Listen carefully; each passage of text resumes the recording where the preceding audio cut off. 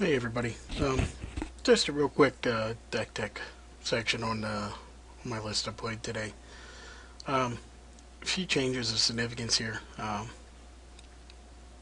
Mana base remains the same. I'm at 22 lands plus the 4 mana artifacts. Um, Welders, spheres, all the same. Pretty much everything's the same until you get to the 3 drops. I've cut back from at one point up to 3 staffs of damnation or of domination down to 1. Um, Basically, never wanting to draw more than 1 in a game.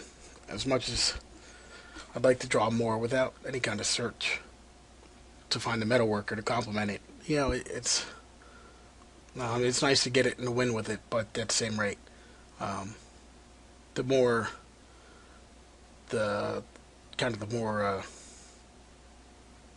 less variant plan is the beatdown. So onwards, still 4 golems. I went ahead and brought the 3 metamorphs back in, which were um, interesting. I actually had all 3 in one game in round 2, and at first glance was a little frustrated. But as it turns out, metamorphing my opponent's Bird of Paradise turned out to be a pretty key play in the game. Um, so, uh, I like them. Maybe back down to 2 after this, but because they're still not a threat on their own. Like, it's no good to have, you know, 3 land, welder, sphere, metalworker, metamorph. As much as it would be to have any of the other big guys. But definitely am happy with having him in the deck. But probably just need to pull him back a little bit. I went to 4 Batter Skull. I was contemplating putting in precursor golems.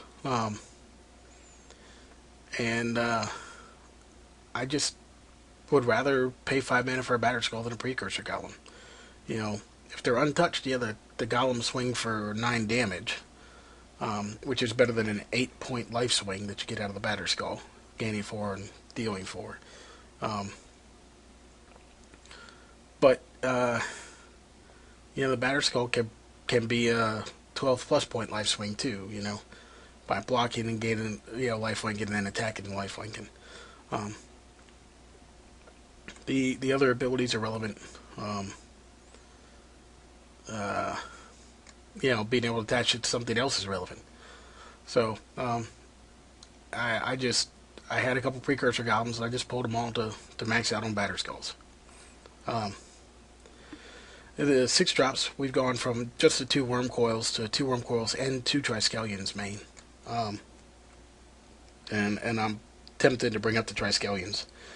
Uh, Essentially, this is pre-sideboarding against all the creature decks. But it seems like where everything's going with Delvers and Bears and whatnot, that the Triskelion is just a better play. That said, one thing not in here, there are 2 things that weren't in here that were last time, is Chalice of the Voids, which a while ago I had removed and I put them back because of Oath.